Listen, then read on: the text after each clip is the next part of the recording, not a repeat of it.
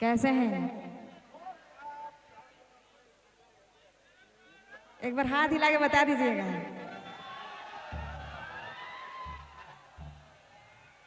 लगता है सभी कोई मस्त है ठंड में भी।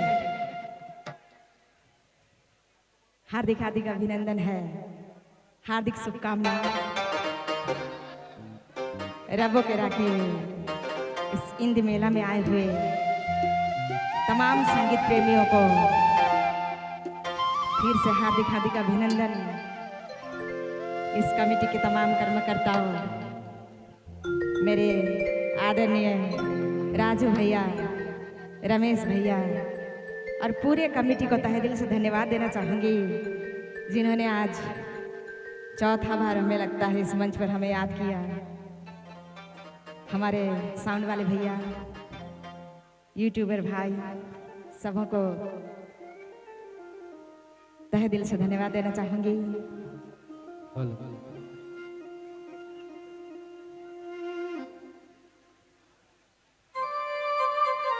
और हमारे इस प्यारा सा मंच का प्रेसिडेंट भैया छोटे सिंह जी को दिल से धन्यवाद। इतना सुंदर मंच सजाए हैं आप लोगों के लिए। एक बार उनके लिए, पूरे कमेटी के लिए एक बार जोरदार ताली होनी चाहिए। Thank you so much, thank you. और आइए एक प्यारा सा भजन के साथ शुरुआत करना चाहेंगे आप सबों के समक्ष। मेरे पूरे टीम खुशी जी, वर्षा जी को और सुमति जी को मंच पर बुलाना चाहेंगे मेरे साथ देने के लिए। हाँ,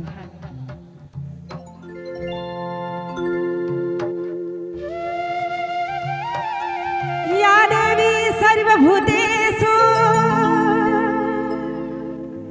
शक्तिरूपेण संस्थिता, नमस्तस्यै नमस्तस्यै नमस्तस्यै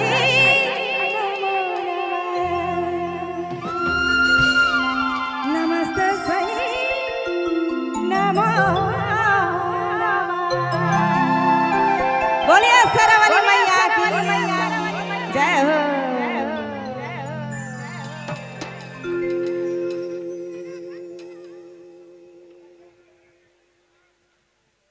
बैठी रहल से पिया गेला परदेसी सखरी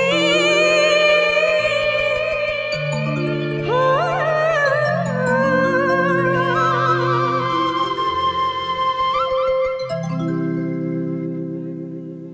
राधिका जी प्रभु श्री कृष्ण जी के लागिन कांदे लाई घाय, बिलखे लाई घाय, और विरहिनी राधिका जी कर लागिन ये गाना और कहना का धीरज धीरज धीरज धीरज। बैठी रहल से पिया गेला परदेसी सखरी हो।